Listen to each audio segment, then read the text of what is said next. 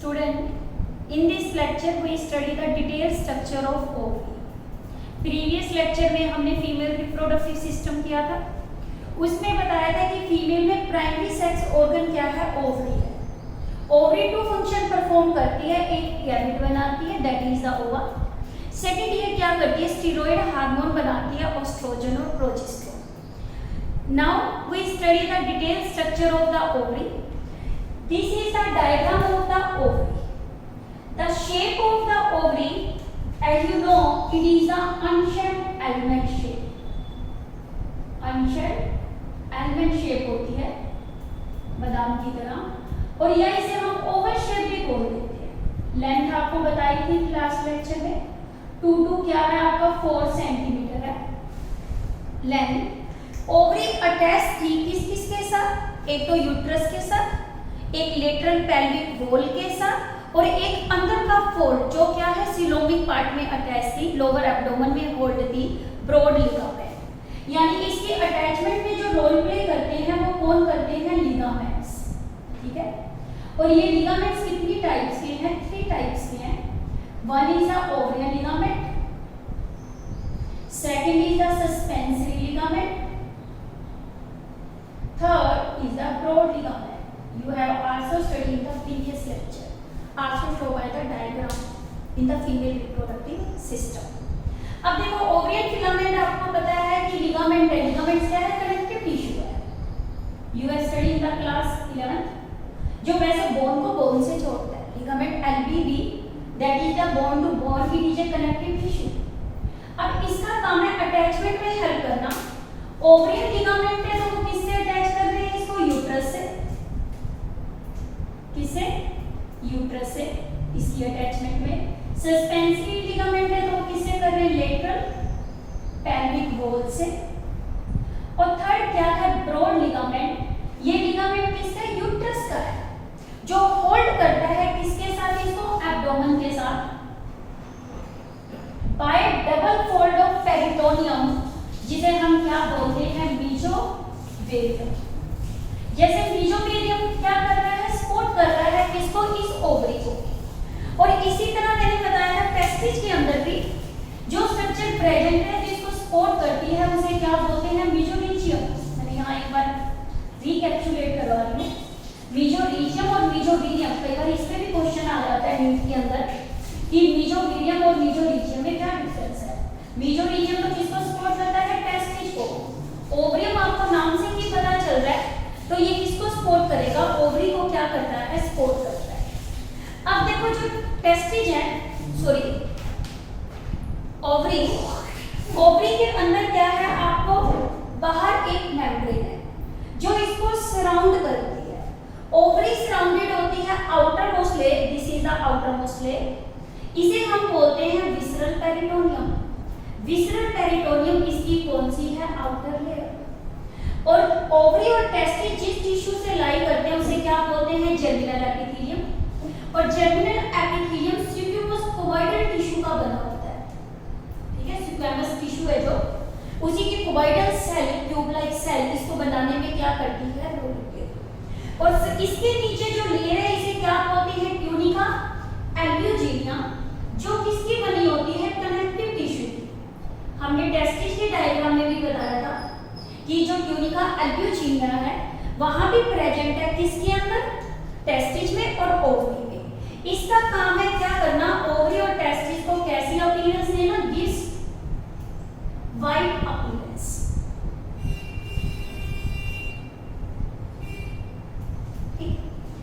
अब देखो जो ये 3 लेयर्स हैं, आउटर विसरल पेरिटोनियम, इनर आपको बताइए जर्मिनल एपिथेलियम जो किसकी लाई करती है, क्यूबॉइडल की।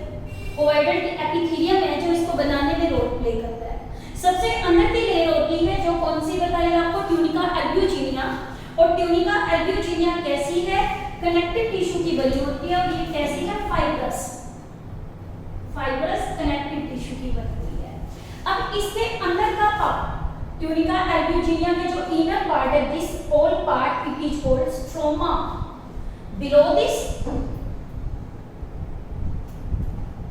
बिलो ट्यूनिका एल्ब्यूजिनिया क्या लाइज करता है, lies stroma. Stroma is consist of two part. One part is called cortex. Second part is called the medulla. ठीक है, ये देखो ये आउटर पार्ट आपको नजर आ रहा है। जो ये आउटर पार्ट है इसे हम क्या बोलते हैं? कोर्टेक्स। कोर्टेक्स कैसा पार्ट है? पेरिफेरल। पेरिफेरल का मतलब आउटर साइड पे। एम से एम जो इनर पार्ट होता है और मिडल पार्ट है इसे हम क्या बोलते हैं? मेड्यूला बोलते हैं। अब देखो कोर्टेक्स के अंदर ये लेयर कैसी होती है? डेंसर होती है। देखने से ही पता चल रहा है आपको, ये डेंस नजर आ रही है। बट मेड्यूला वाली क्या होती है? लेस डेंसर होती है। ठीक है, अब देखो जो मीजोफीलियम है, मीजोफीलियम में यहाँ पे जो लाई करती है वो ब्लड वेसल्स है। और ब्लड वेसल किसके किस पार्ट में लाई करती है? मेड्यूला रीजन पे। बट यहाँ देखो आपको डिफरेंट टाइप की क्या नजर आ रही है? सेल्स नजर आ रही है। और ये सेल ओवरी में जो प्रेजेंट है फॉलिकल सेल्स बोलते हैं। ये फॉलिकल सेल्स कोर्टेक्स रीजन में प्रेजेंट है in various stages of development. Ovary के अंदर जो फॉलिकुलर सेल है वो ओवरियन साइकिल में जाती है। जैसे जैसे चेंज आता है एक सेल दूसरे में क्या हो जाती है? कन्वर्ट हो जाती है। ये सारा किस में मिलता है आपको? कोर्टेक्स रीजन में। और कोर्टेक्स रीजन में जो वेरियस स्टेजेस ऑफ डेवलपमेंट में प्रेजेंट होती हैं क्या? सेल्स। यहाँ कोर्टेक्स रीजन में क्या प्रेजेंट है? It contains various stages of developmental follicle stage, follicle sales. ठीक है, क्या बताया आपको? कोर्टेक्स इसका जितना भी रीजन है, कोर्टेक्स रीजन में इसमें क्या है आपका? बहुत सारी स्टेजेस ऑफ डेवलपमेंट प्रेजेंट है। अब इसको हम स्टडी करें। बाहर आउटर कोर्टेक्स पार्ट बताया, अंदर वाला मिडल मेड्यूला बताया, ये इनर पार्ट था। और ये दोनों मिलकर क्या बना रहे हैं? ये आउटर पार्ट था। ठीक है, अब ये क्वेश्चन नीट में भी इंपॉर्टेंट है कि जो आपको various stages of development of follicle sales मिलती है वो किस रीजन में मिलती है? आपको कोर्टेक्स रीजन में मिलती है। ठीक है, अब देखो ये सेल्स कैसे बनी और कैसे कैसे ये साइकिल्स के अंदर क्या कर रही है? चेंज में जा रही है। सबसे पहले देखो क्या होता है? जर्मिनल एपिथेलियम है। इसमें जो सेल प्रेजेंट होती है उसे हम प्राइमोर्डियल जर्म सेल बोलते हैं। ये प्राइमोर्डियल जर्म सेल सबसे पहले oogonia बनाती है। अब देखो यहाँ एक पॉइंट देखने वाला है क्या? कि सबसे पहले इसका फ्लो करें तो यहाँ पे आपका क्या है? Primordial germ cell. ठीक है, ये सेल कौन किसकी है? ये germ cell primordial germinal epithelium की। ये सेल सबसे पहले क्या बनाती है? oogonia बनाती है। ये जो oogonia बनता है ये कब बनता है? ये 5 वीक को है। तो यानी कि 20 गर्ल्स अभी मदर के वूम में ही है, यानी फीटल लाइफ में है। फीटल लाइफ में ही इसमें oogonia बनने क्या हो जाते हैं? शुरू। और ये कब बनते हैं? By 25 weeks of IUL। इसे क्या बोलते हैं? Intra uterine life. Intra uterine life यानी कि अभी क्या है? यूट्रस के अंदर ही है। प्रेगनेंसी सिर्फ कितनी है? 5 मंथ की है। उस केस के अंदर इस प्राइमोर्डियल जर्म सेल ने किसको बर्थ दे दिया? oogonia को दे दिया। अब ये यानी कि ये सेल्स जो प्रेजेंट है ये इन सेल्स के अंदर है। कि जो आपको बताया कि सबसे पहले oogonia बने। oogonia का दूसरा नाम क्या होता है? Egg mother cell. oogonia को हम क्या बोलते हैं? Egg mother cell. यानी कि ये एग बनाने में क्या करती है? रोल प्ले करती है। अब oogonia इस जर्म सेल ने बनाई। अब ये जर्म सेल से कहाँ आने लगी? स्ट्रोमा में आने लगी। देखो यहाँ से इसके इधर एंटर कर रही है। और ये वाला पार्ट आपको पता है क्या है? स्ट्रोमा पार्ट है। क्या बोलते हैं इसको हम? स्ट्रोमा। अब स्ट्रोमा के अंदर सबसे पहले जो बनी वो एग ट्यूब ऑफ, इसे हम क्या बोलते हैं? Pflüger. Egg tube of Pflüger. तो इसके अंदर क्या है? oogonia सबसे पहले इसमें डिवाइड करते हैं। और ये डिवाइड कौन से डिवीजन से करते हैं? माइटोसिस से। और माइटोसिस से जब इन्होंने क्या किया? डिवाइड कर दिया।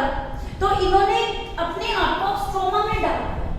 स्ट्रोमा में डाला तो ये सबसे पहले कैसी थी, कॉर्ड लाइक स्ट्रक्चर थी, बाद में ये cord like structure egg nest में कन्वर्ट हो गई। एग नेस्ट कैसा है, राउंडेड मास है। ये 2 पॉइंट्स आपको क्लियर हो गए। आई एम रिकॉलिंग अगेन कि जर्मिनल एपिथेलियम, इसमें कौन सी सेल है, प्राइमोर्डियल जर्म सेल। और ये प्राइमोर्डियल जर्म सेल सबसे पहले ये क्या करती है, आपकी डिवाइड करती है। और ये प्राइमोर्डियल जर्म सेल किस डिवीजन से डिवाइड करेगी, माइटोसिस से। और इसने क्या बना दिया, oogonia। oogonia जो बने वो सिर्फ कब बने, फीटल लाइफ में बने। बर्थ के बाद गर्ल्स के अंदर कोई भी oogonia नहीं बनते। No oogonia are formed after birth. जितने बनते हैं वो इंट्रायूट्राइन लाइफ में ही बन जाते हैं, उसके बाद oogonia की फॉर्मेशन नहीं होती। फिर ये oogonia अपने आप को क्या है, मैंने बताया कि इन्होंने सबसे पहले एग मदर सेल्स बने। एग मदर सेल फिर डिवाइड करती है माइटोसिस से, तो इसने क्या बना दी, एग ट्यूब ऑफ फ्यूचर। और इसने माइटोटिक डिवीजन से, जैसे देखो हमने टेस्टिज किया था, टेस्टिज में बताया था जर्मिनल एपिथेलियम सबसे पहले बिहेव करती है स्पर्मेटोगोनिया। यही स्पर्मेटोगोनिया डिवाइड करती है माइटोसिस से, क्या बनाती है, स्पर्मेटोगोनिया ए और स्पर्मेटोगोनिया बी। इसी तरह ये oogonia भी अपने आप को क्या करते हैं, डिवाइड करते हैं। और ये डिवाइड किससे करते हैं, माइटोसिस से। और ये जर्मिनल एपिथेलियम से किसमें आ जाते हैं, स्ट्रोमा में। पहले ये किस फॉर्म में प्रेजेंट होते हैं, कॉर्ड की फॉर्म में, तो इसे एग ट्यूब ऑफ क्या बोलते हैं, पी फ्यूचर बोलते हैं। बाद में एक राउंडेड मास बन जाता है, और जब ये राउंडेड मास बन जाता है तो इसे हम क्या बोलते हैं, एग नेस्ट। ठीक है, जब ये इसने क्या किया, एग नेस्ट बना दिया, तो इस केस के अंदर कोई एक सेल इसके एग नेस्ट में, वन सेल इसमें एग नेस्ट से कन्वर्ट हो जाती है प्राइमरी oocyte में। ठीक है, किसमें कन्वर्ट होती है, पहले प्राइमरी oocyte में। और प्राइमरी oocyte है तो आपको पता है यहां तक प्राइमरी oocyte इसने बना दिया। इस केस के अंदर सेल अभी ग्रोथ फेज में है। प्राइमरी oocyte बना तो कौन सी हुई, ग्रोथ फेज। वहां प्राइमरी स्पर्मेटोसाइट बनता था, प्राइमरी स्पर्मेटोसाइट ग्रोथ फेज में बन रहा था, और यहाँ प्राइमरी क्या बन रहा है, oocyte। बेसिक डिफरेंस इन दोनों में क्या है, जो प्राइमरी oocyte है वो तो उसका ग्रोथ फेज छोटा होता है, बट गर्ल्स के अंदर इसका ग्रोथ फेज पीरियड काफी क्या होता है, बड़ा होता है। बर्थ से लेके टिल प्यूबर्टी, यानी कि ग्रोथ फेज में, यानी oogonia जब प्राइमरी oocyte में कन्वर्ट करते हैं, नियर अबाउट ये कितना टाइम ले लेते हैं, 13 ईयर ले लेते हैं। नियर अबाउट कितने, 13 ईयर। तो ग्रोथ फेज में जाने से ये प्राइमरी oocytes के अंदर क्या हो जाती है, कन्वर्ट। ये प्राइमरी oocyte आगे स्पेटियोसाइट बनाएगा, फिर ओवा की फॉर्मेशन होनी क्या हो जाएगी, शुरू। अब देखो, मान लो इसकी ये वाली एग सेल थी, ये वाली मैंने एक सेल बताई आपको, दिस वन सेल, ये ट्रांसफर होगी किसमें, प्राइमरी oocyte में। बाकी एग नेस्ट सेल बची हुई है, ये अपने आप को अब कन्वर्ट कर लेती है किसके अंदर, फोलिकुलर एपिथेलियम के अंदर। किसमें, ये प्राइमरी oocyte नहीं बनाती। Rest of cell, primary oocyte कितनी सेल ने बनाया, 1 सेल। बाकी जो oogonia में एग नेस्ट के अंदर क्या थी, आपकी रेस्ट सेल ने क्या बना दिया, फोलिकुलर एपिथेलियम। रेस्ट सेल ने इसको कन्वर्ट कर दिया किसके अंदर, फोलिकुलर एपिथेलियम में। और ये एक क्या बन गई, रेगुलर लेयर बन गई। और ये किसके अराउंड लेयर बन गई, प्राइमरी oocyte के अराउंड। और जब ये प्राइमरी oocyte के अराउंड लेयर बन गई, तो ये प्राइमरी oocyte अब कन्वर्ट हो गया किसमें, प्राइमरी फोलिकल में। आप देखो यहाँ अंदर आपको जो नजर आ रहा है ये oocyte है, और इस oocyte के अराउंड बाहर आपको ब्लू कलर की लेयर नजर आ रही है, और ये लेयर क्या है, इसके अंदर फोलिकुलर एपिथेलियम की है। यही प्राइमरी फोलिकल जब एक सिंगल लेयर से सराउंडेड होता है, ग्रेन्युलोसा की, तो प्राइमरी फोलिकल फिर कन्वर्ट हो जाता है किसमें, सेकेंडरी फोलिकल। ये दोनों डायग्राम किसके, सेकेंडरी फोलिकल के। सेकेंडरी फोलिकल से जब ये थर्ड स्टेज में जाता है तो किसमें, टर्शियरी फोलिकल। टर्शियरी फोलिकल और सेकेंडरी फोलिकल में क्या डिफरेंस है, यहाँ पे आपको एक कैविटी नजर आ रही है। एंट्रम का मीनिंग क्या होता है, यहाँ कोई भी कैविटी नहीं है। तो इसीलिए यहाँ शो किया है कि tertiary follicle showing follicular antrum. हो गया यहाँ तक कि जो हमारा ये सेल जो बनी वो किसने बनाई, इसको सराउंड करने के लिए स्ट्रोमल सेल्स ने बनाई। फिर इसकी वजह से टर्शियरी फॉलिकल जब और ज्यादा मैच्योर हो गई तो प्यूरी मैच्योरेशन स्टेज पे पहुंच जाती है, तो इसे क्या बोलते हैं, ग्रेफियन फॉलिकल। आप देखो ग्रेफियन फॉलिकल में आपको ये कैविटी एंट्रम और ज्यादा बड़ी नजर आ रही है।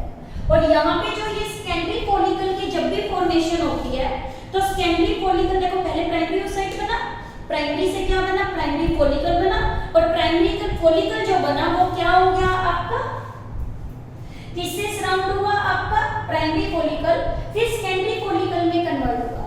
इन दोनों में क्या फर्क है, इसमें बाहर ग्रेनुलोसा लेयर तो है बट बाहर एक थीका सेल भी बन जाती है। कौन सी सेल बनती है, थीका। आप एनसीईआरटी चेक करना कि प्राइमरी फॉलिकल और सेकेंडरी फॉलिकल्स में इसमें क्या ये डिफरेंस है। यानी कि इसके अंदर क्या है, प्राइमरी फॉलिकल के अंदर क्या था आपका, ग्रेन्युलोसा लेयर सराउंडेड थी। कौन सी थी, ग्रेन्युलोसा। प्राइमरी oocyte है ये, प्राइमरी फॉलिकल क्या है, primary oocyte plus a layer of granulosa, a layer of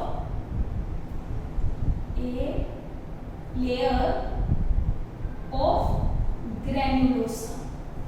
ये पॉइंट क्लियर हो गया। ये तो कौन थी, प्राइमरी फॉलिकल। यदि हम बात करें किसकी, सेकेंडरी फॉलिकल की, प्राइमरी फॉलिकल ही कन्वर्ट होती है किसके अंदर, सेकेंडरी फॉलिकल्स के अंदर। तो इस केस में क्या हो जाती है, जब सेकेंडरी फॉलिकल्स बनती है नंबर कम होता जाता है, और जब सेकेंडरी फॉलिकल्स बनती है ये और मोर लेयर से सराउंडेड हो जाते हैं ग्रेन्युलोसा से और न्यू थीका सेल से। यानी कि क्या है, more layer of granulosa plus new theca cell. ये बाहर जो मैंने ब्लैक कलर की लेयर दिखाई है ये इसके अंदर क्या होती है, न्यू थीका सेल्स होती है, ठीक है। और ये न्यू थीका सेल मिलकर इसको कन्वर्ट कर देते हैं किसके अंदर, सेकेंडरी फॉलिकल में। अब देखो जो ये वाली स्टेजेस ऐसे कन्वर्ट हो रही है, प्राइमरी फॉलिकल में प्राइमरी oocyte का, फिर इसके बाद बताया कि ये चेंजेस कब आ रहे हैं, प्यूबर्टी पीरियड तक आ रहे हैं। ये जो चेंजेस आते हैं कब आते हैं, आपके एट प्यूबर्टी।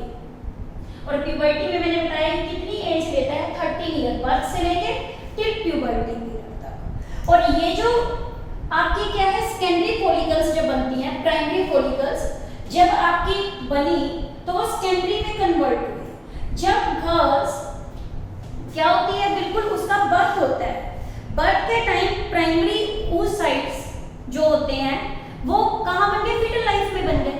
और फीटल लाइफ में बनते हैं तो 7 मिलियन होते हैं। प्यूबर्टी पे जाते जाते ये कितने होते हैं आपके प्राइमरी oocyte, 4 लाख होते हैं। जैसे जैसे ये प्राइमरी फॉलिकल में कन्वर्ट हुए, ये प्राइमरी किसमें कन्वर्ट हुई, फॉलिकल में। ध्यान से सुनना, यहाँ आपको कंफ्यूजन रहेगा कि सबसे पहले मैंने बताया प्राइमोरियल जर्म सेल, इसने माइटोसिस से oogonia बना दिया, oogonia मदर सेल। ये मदर सेल जेमिनल एपिथेलियम से स्ट्रोमा में आई। स्ट्रोमा में आने के बाद इसने क्या किया, पहले कोर लाइक स्ट्रक्चर बनाई जिसको एक्टिव ऑफ क्या रख दिया, पी फ्यूचर। बाद में ये कैसी थी, राउंड मास बन गई।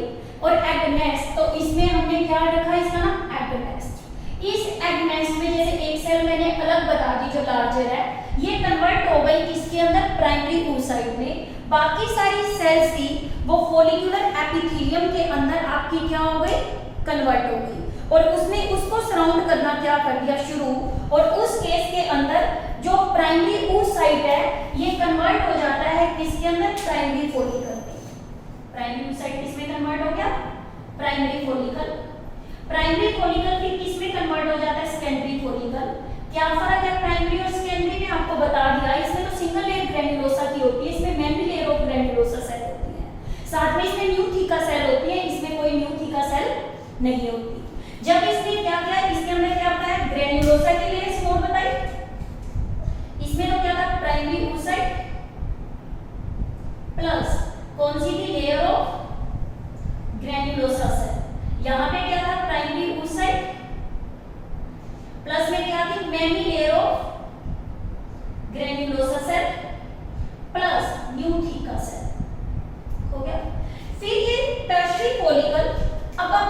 को सेकेंडरी फॉलिकल अपने आप को कन्वर्ट करती है किसके अंदर, टर्शियरी फॉलिकल में। ठीक है, जब टर्शियरी फॉलिकल इसने बनाई तो इसमें क्या बन गई, कैविटी बन गई, और जो ये कैविटी बन गई तो इसका नाम क्या रख दिया, एंट्रम। क्या नाम रख दिया, एंट्रम रख दिया। एंट्रम जो वर्ड आता है वो किसके लिए आता है, टर्शियरी फॉलिकल के लिए आता है। अब देखो जैसे जैसे इसके अंदर क्या हुआ, टर्शियरी फॉलिकल बनी, एंट्रम बन गई। अब इसके अंदर फ्लूइड फिल होने लग गया, यही सेल्स अब इसमें फ्लूइड बना देती हैं। जब ये सेल क्या करती हैं, फ्लूइड बनाती हैं, इसे क्या बोलते हैं, लिक्विड फॉलिकल। क्या बोलते हैं इसको हम, liquid follicle. This is a fluid, और इस फ्लूइड को जो नाम दिया जाता है, क्या नाम देते हैं, फॉलिक्यूलर फ्लूइड। फॉलिक्यूलर फ्लूइड, और फॉलिक्यूलर फ्लूइड का ही दूसरा नाम क्या है, लिक्विड फॉलिकल। क्या है, लिक्विड फॉलिकल, ये फ्लूइड है। और जब ये मैच्योर हो गई तो ये कन्वर्ट किस में हो गई, ग्राफियन फॉलिकल में हो गई। अब जो ये ग्राफियन फॉलिकल है ये कैसी है, मैच्योर फॉलिकल है। कैसी है, मैच्योर फॉलिकल। तो यानी कि ये कन्वर्ट हो गई यहां किसमें, ग्राफियन फॉलिकल।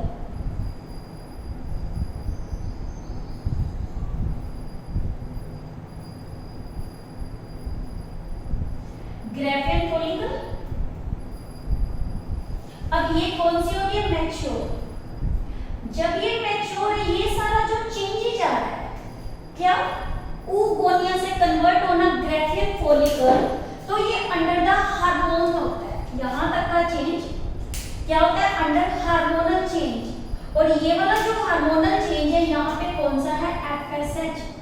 आपको मेल रिप्रोडक्टिव में हार्मोनल कंट्रोल बताया था, anterior of lobe of pituitary क्या बनाती है, एफएसएच। साथ में एलएच भी बनाती है।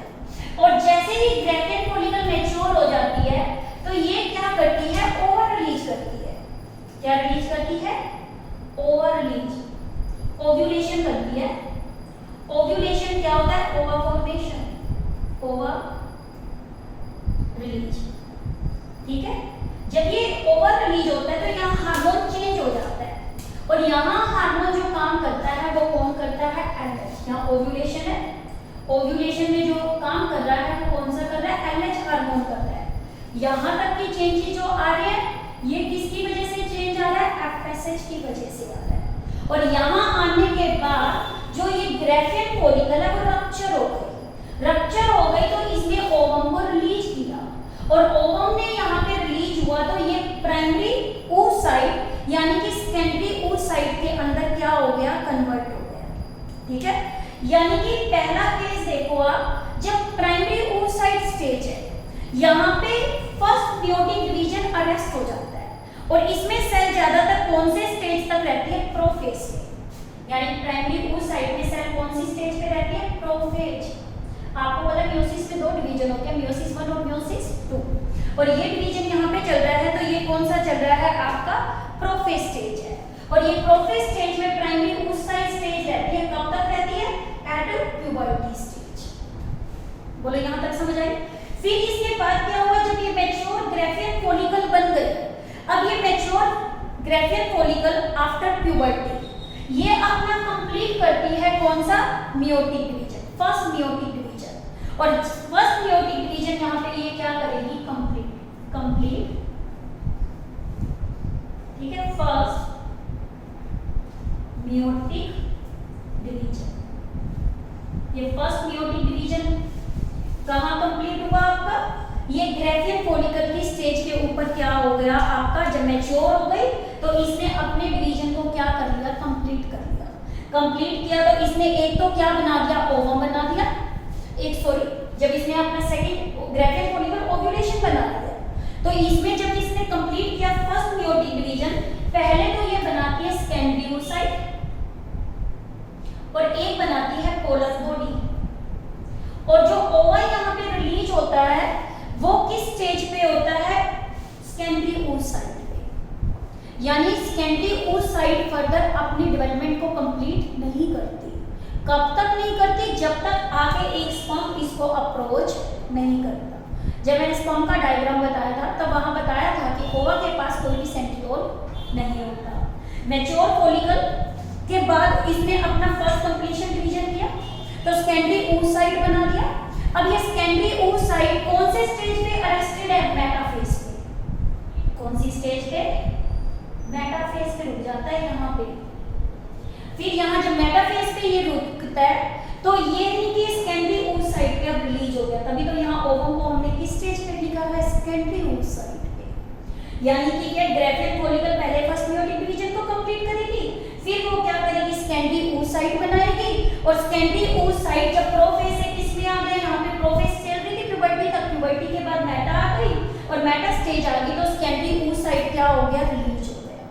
सेकेंडरी oocyte रिलीज हो गया तो प्रोसेस कौन सा था? ओव्यूलेशन। और किस हार्मोन की वजह से बताया था आपको? एलएच।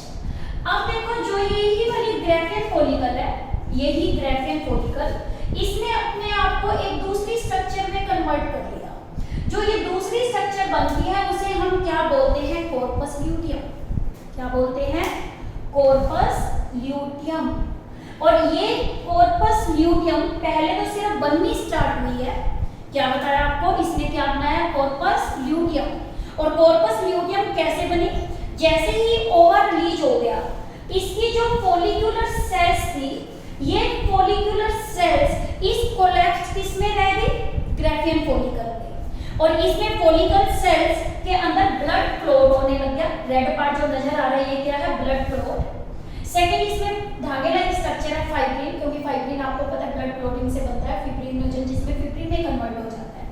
और इसके अंदर एक स्पेशल टाइप की सेल है जो इसको बना रही है, इसे ल्यूटिन सेल बोलते हैं। ल्यूटिन सेल का कलर कैसा होता है? येलो। इसीलिए कॉर्पस ल्यूटियम को हम क्या बोलते हैं? Yellow body. क्या बताया? Corpus luteum. ये फुली फॉर्म्ड क्या है? Corpus luteum. Fully formed corpus luteum. इसका दूसरा नाम होता है, इसे हम क्या बोलते हैं? Yellow body. येलो बॉडी क्या है? येलो सेल की वजह से। और ये येलो सेल इसमें कौन सी होती है? ल्यूटिन सेल्स होती है, इसीलिए इसे हम क्या बोलते हैं? Yellow body. अब देखो कॉर्पस ल्यूटियम पहले तो बननी स्टार्ट हुई है।